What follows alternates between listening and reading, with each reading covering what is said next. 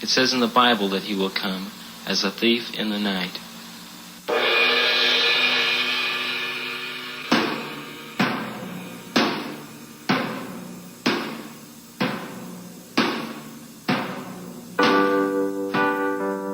I never thought this could happen in my lifetime.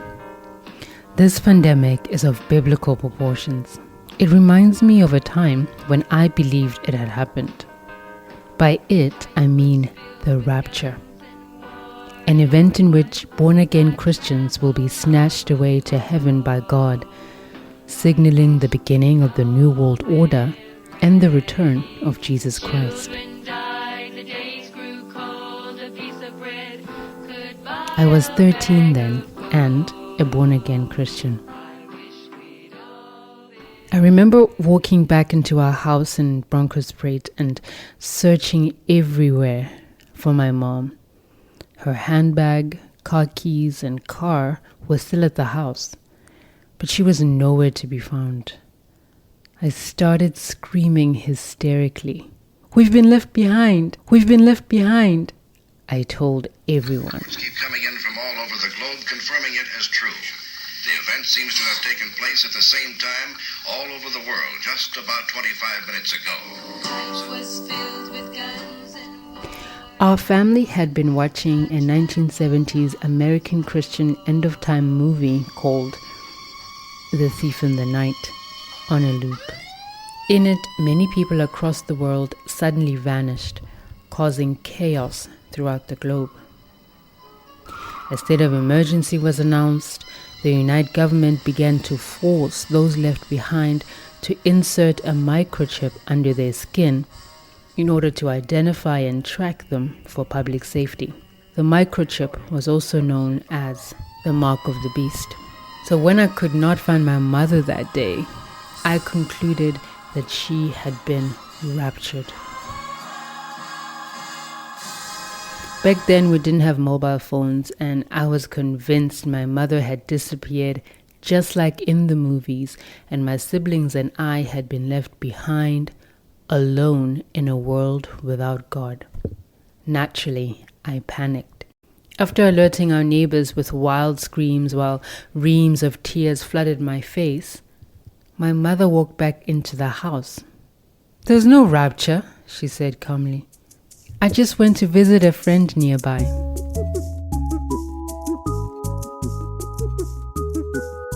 Hello, and welcome to the third episode of COVID in Africa, a podcast looking into the continental responses to coronavirus, also known as COVID-19. In today's show, we'll be looking at the spread of fake news, misinformation, myths, and conspiracy theories on the spread of the coronavirus, or what is now known as the COVID-19 infodemic. I'm your host, JD Ramalapa. Let me tell you something, right? Yeah. Nobody builds a fucking hospital, 2 hospitals in 10 days. It can be extremely difficult to separate fact from fiction when everywhere you go, people are sharing different sets of information about where the coronavirus comes from, why it is here, how it is transmitted, or how it can be cured with absolute conviction. Let me tell you what they did when the outbreak happened in Wuhan, right? From kitchens and videos sent through family WhatsApp groups, even in scientific circles. All of a sudden, the whole world wants to know the latest research about viruses and respirators and whatever else is relevant, and use this knowledge to help mitigate the negative impact of the virus. The lines between institutionalized and citizen science have completely broken down, and now the value of public access and public engagement with science is being recognized, and it is truly wonderful. Here in Africa, many people believed that Black Africans were immune to the disease until Black people started dying. According to the World Health Organization figures as of Tuesday, the 7th of April, Africa had recorded more than 10,000 cases across 52 countries, with more than 500 people dead. As people got infected, the myths and conspiracy stories also took on. a darker Good tone. morning, fellow South Africans. Goeiemorgen. I'm about to give you the most important message that you've ever heard in your entire life that could potentially save your life. Do not, under any circumstances, allow them to test you. There's a possibility that the swabs are contaminated with COVID-19. This week alone, authorities in South Africa arrested 2 men for spreading false information about the virus on social media. In the same week, a major newspaper in the country, News 24, had to retract an article and apologize to the Bill and Melinda Gates Foundation for stating incorrectly that Bill Gates said a vaccine against COVID-19 would be tested on Africans. But the most persistent and pervasive conspiracy theories have centered around the reason for the spread of the disease: population control through vaccines and 5G technology. For weeks, much of the world have been under lockdown to prevent the spread of the COVID-19 virus. The spread is caused by people moving about, gathering in crowds, touching one another. Turns out, by trying to prevent the spread of COVID-19, we've created the ideal environment for another epidemic. 5G is a weapon.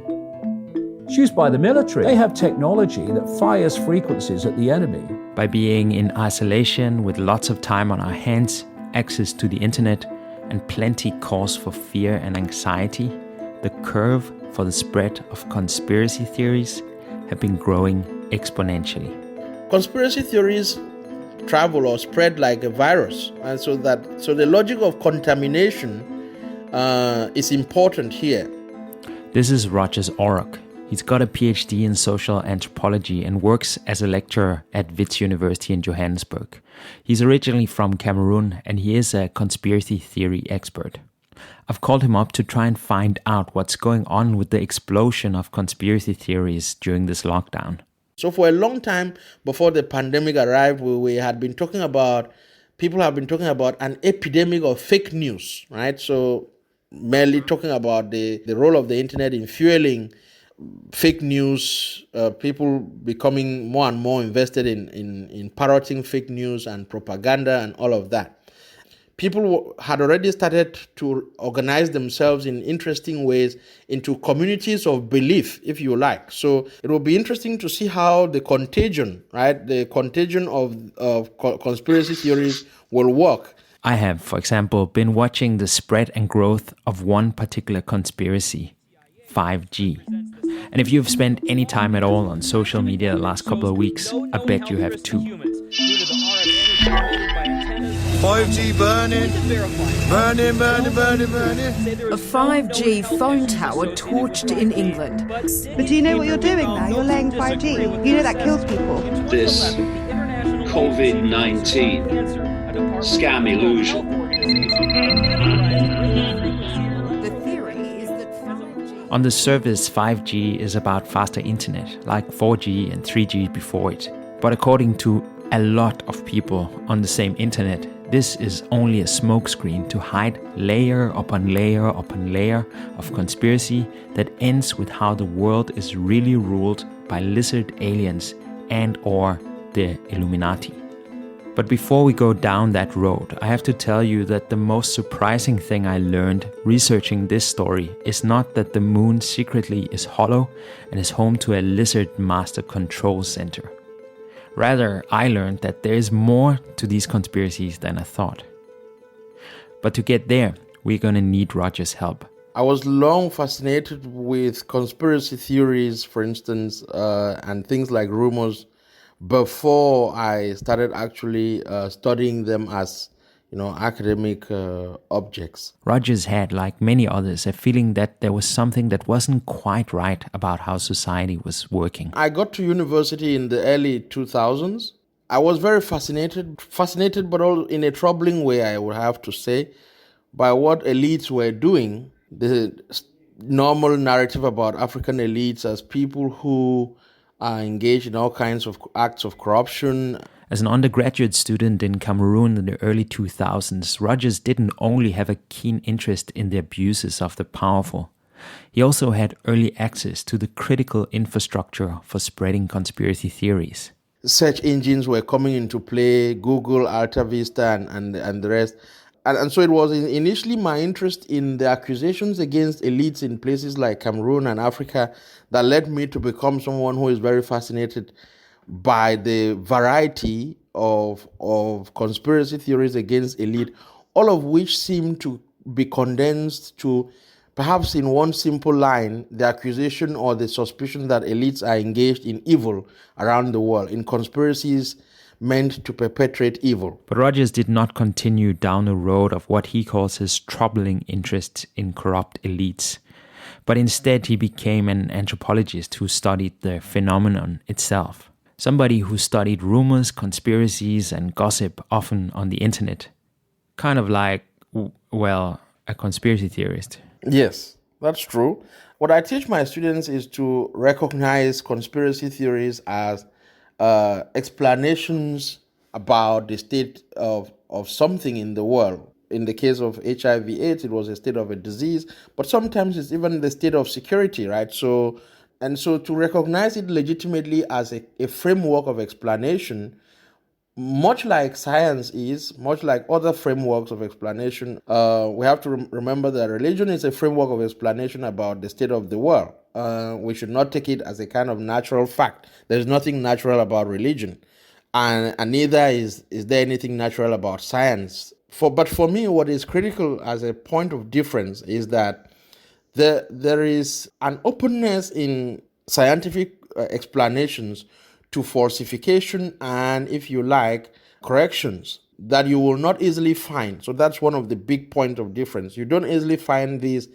In conspiracy theories, there's constantly the affirmation and a desire to prove a point that people already hold strongly to, that there is a kind of fanatic intolerance in conspiracy theorists in the way that they approach things. And even when you bring up evidence which may seem to contradict their initial positions, they constantly strive to find a way to incorporate this new evidence within the already existing framework of explanation and theory that they have elaborated. The reality is, however, that the more evidence you put out there, the more likely that evidence will instead be soaked up by conspiracy theories into new modes of explanation within the same theme. And this is the reason that all the articles you post to debunk the theories your uncle posts on Facebook will never convince him that he's wrong. That simply is not how it works. And that gets us to the 5G conspiracy. At the base of it is the belief that there's something about the 5G technology that we, the ordinary people, are not being told. On one end of the spectrum, it is that there are harmful side effects to the radiation that's being kept from us. But if you join one of the many, many new and fast-growing Facebook groups about 5G, this is only where it begins. Some of the most influential conspiracy theories, like British David Icke, has made a fortune connecting the dots. And where most conspiracies, like 9/11, 5G, and coronavirus, inevitably ends, is here. In simple terms, there is a predator race which take a reptilian form. They're feeding off humanity. They've turned humanity into a slave race. They demand human sacrifice. That's where Satanism comes in. David's latest revelations have been about the moon. Far from a lump of benign rock orbiting us, it is in fact an artificial construct, a gigantic spacecraft, probably a hollowed-out planetoid. It is from the moon that the nefarious Illuminati manipulate the collective human mind, warping our perception of reality. I'm saying it's broadcasting something, that it acts as a blocking frequency that makes... There's something about conspiracies that bothers me, and it isn't that people spend hours and hours on YouTube, or even that others like David Icke make a lot of money making videos or writing books. What bothers me is when conspiracies have very real consequences in people's lives, like the anti-vaccination movement is an example of. But when I put the blame for people's skepticism of vaccinations on conspiracy theories, I am, according to Rogers, missing the point. African bodies have been subjected to all kinds of abuse in the name of science, to speak in broad terms, but particularly within the context of medical research or biomedical research that has a particular history. So in a nutshell, there's a kind of, if you like, material basis for the suspicion of vaccines when it comes to black bodies. So that Africans are very suspicious is reasonable, is what George Marcus will call paranoia within reason. Paranoia within reason. Basically, what Rogers is saying is that if I am looking for someone to blame for the fact that Africans are skeptical of vaccines, I should rather blame what the fear represents. A history where black bodies have been used for experiments without their knowledge by the medical establishment. Conspiracies are, according to Rogers, a symptom of what people worry about in society, not the cause. So when it comes to 5G, coronavirus, anti-vaccination, and lizard people, what does that say about society? Would you then say that maybe, like, we know that we are being sort of screwed over in one way or another, whether that's by the West or by the East, you know?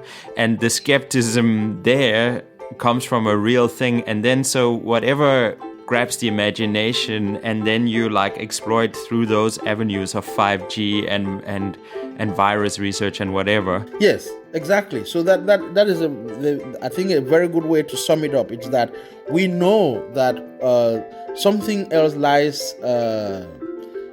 underneath here, and it's a question of commercial interest. And for Africans, they know that they have very little stake in this.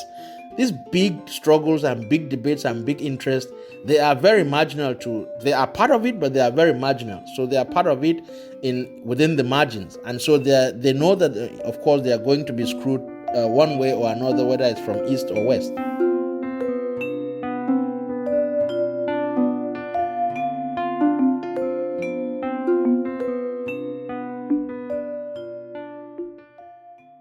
The myths and conspiracy theories strangely mimic the COVID virus itself.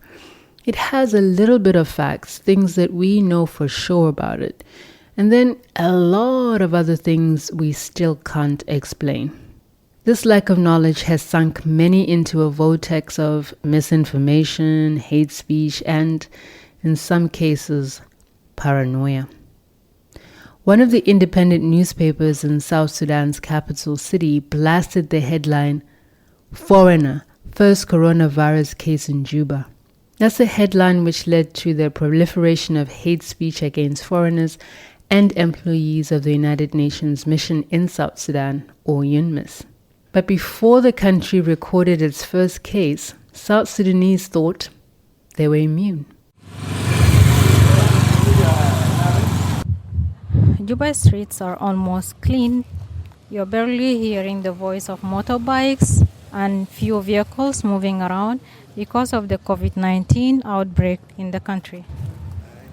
I am Maura Ajak, a radio journalist based in Juba, South Sudan. The president announced the third confirmed case of the coronavirus in the country. So far, we have 3 confirmed cases of COVID-19, all from the people who have traveled to Juba and Torit from COVID-19 infested countries. So practically, COVID-19 is in Juba and Torit, and we must prevent it from spreading across the country. A total of 65 contacts have been listed. The Ministry of Health Rapid Response Team have collected 50 samples from the contacts of the 3 cases for testing. They are now tracing more contacts of all the confirmed cases, and you will be updated accordingly. To this day, South Sudanese believe that the pandemic will never reach them. I went out to speak to some of them to check their temperature, as it were. I first spoke to Kiden Lucky, who said she took the pandemic as a joke, and so she was not worried.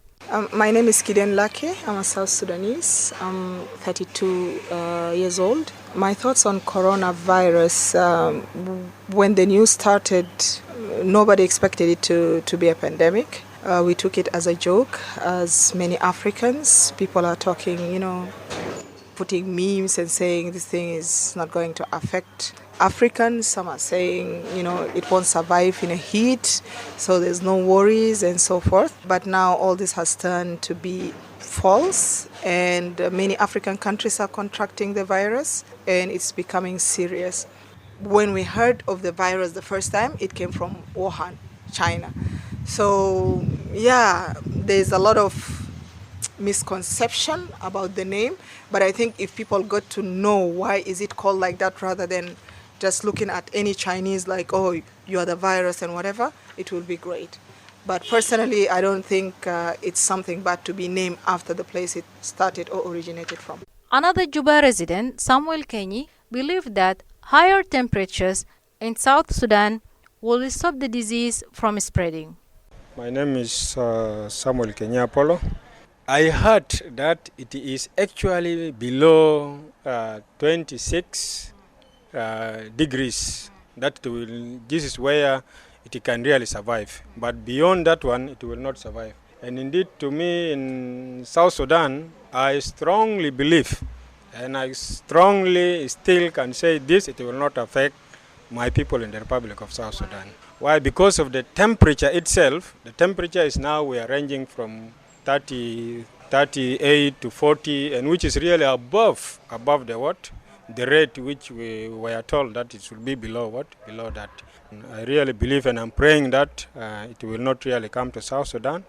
And secondly, also as a faithful and also as someone who really believes in God, I was really not feeling okay with the decision that came from some of the government and also some of the church personnel that people should not go and pray. And this is a matter of faith. To me, masses should not be omitted. People have to go and attend the mass. Only that the measures that people should keep them. Kenyi also believes that God is the healer. But others say they will rely on traditional medicines and home brews to cure themselves of the virus, should it come. Many are also happy that government officials will not go outside the country for more treatment because the airports are in lockdown. China also is also advanced. We thought they will manage the disease themselves, and I was comfortable that nothing will happen. But unfortunately, it is striking everywhere. It's actually worrying. But again, I hope things will work out. But if it doesn't, then we had our hopes. We will get roots of our trees, the leaves. We'll try them, and we hope it will work. Even for us, mere malaria cannot be taken by tea. We believe in bitter herbs than tea itself. So for us, we have our herbs, the bitter ones are there. The Dicurtimelo are there, the Morodi are there. So at least this one's the one we know it can even manage the symptoms of this disease, like the flu, like the headache, like shortage of breath. These are the medicines that we usually use. So I believe in them more than tea. This disease for me is really doing some justice because our leaders do not want to develop our health system. They usually go abroad for treatment. Now, the places they used to go are badly hit. So when it comes to us here, all of us go to the same hospital, they ignored. So at least it's a lesson for us that we need to develop our country. Otherwise, one day, all of us will perish together with them, regardless of the position you have or the money you have accumulated. President Salva Kiir Mayardit established a high-level task force on COVID-19. On Sunday, his deputy in the committee, Dr. Riek Machar, announced the first case of coronavirus. South Sudan confirms one case of coronavirus COVID-19. On behalf of the President and the Chairman of the High-Level Task Force, I would like to inform the public that on Saturday, 4th April 2020, the Public Health Laboratory tested and confirmed a case of COVID-19 in an individual. The suspect presented to the UN clinic on the 2nd April 2020 with fever, cough, headache, and shortness of breath. The Ministry of Health Rapid Response Team went to the clinic and collected samples the same day. The initial test came positive. A second round of the confirmatory test also returned positive. A second case was announced a day later on Tuesday by the Undersecretary of the Health Ministry, Dr. Makur Matur. Another person who is not a contact of the first case tested positive. So now we are having 2 cases in South Sudan. This is a 53-year-old woman working for the United Nations who came in the country on 23rd of March from Kenya. She's in isolation, she's in good health, and is getting good care. The Ministry of Health and partners, especially the World Health Organization and the UN system, have launched an outbreak investigation involving identification of contacts. The next day, some newspapers wrote inflammatory headlines like this one from the Juba Monitor, which said, "Foreigner, first coronavirus case in South Sudan." A headline which unleashed trolls of hate speech targeting foreigners and United Nations employees. The country is now under night curfew from 8 p.m. to 6 a.m. for 6 weeks, and all the educational institutions are closed, including non-food shops.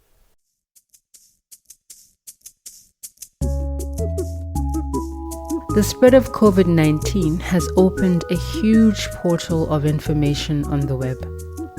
For example, right now, more than 1,100 directly relevant research articles or preprints on the COVID-19 virus are available from platforms called medRxiv and bioRxiv.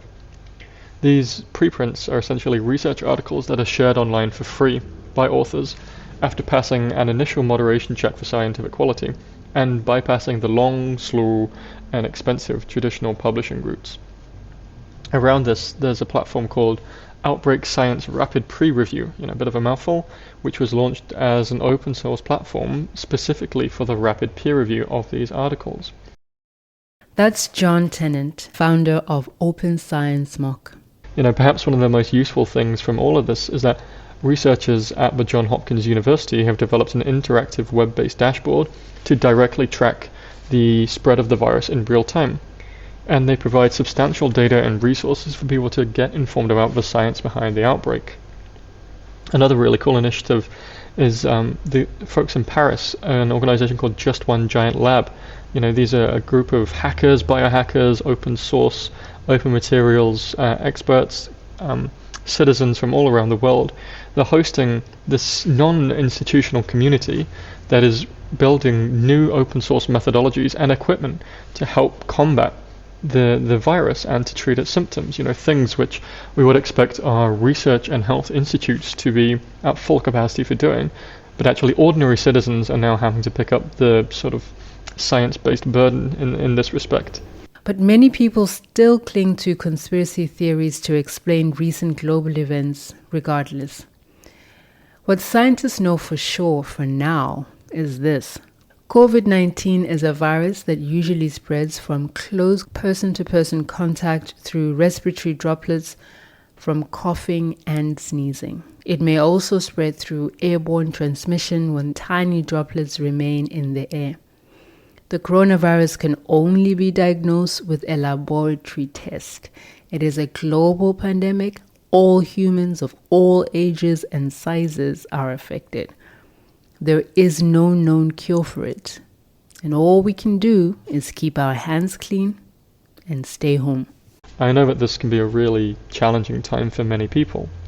Being deprived of contact with humans takes away from us something that we all need to make us feel alive. So I feel this is a good time for several things. I think firstly, each one of us now has to face this inner demon that we have of becoming more comfortable with being alone and that feeling of loneliness, and to realize that there really is a big difference between being alone and feeling lonely.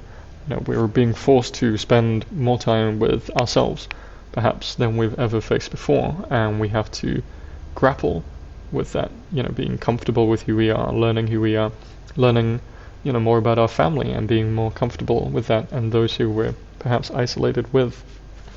And that's tough. These are difficult psychological things that we have to go through.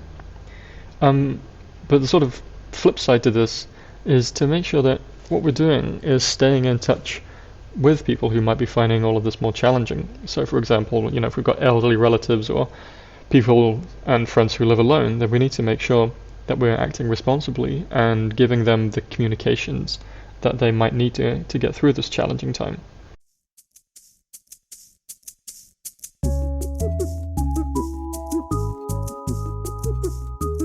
You can also invest in real independent news platforms without an agenda, like us here at Sound Africa. Visit our website at www.soundafrica.org or send us an email to info@soundafrica.org to learn how you can keep us going. Reporting and editing in this episode was done by Rasmus Spitz, story editor Kelly Eve Kwapman, with contributions from journalists Maura Ajak in Juba, South Sudan, and John Tennant, founder of Open Science Mock. I'm JD Ramalapa. Merci, obrigado, shukran, asante sana, baya danki, ngiyabonga. Thank you for listening and stay safe and sound.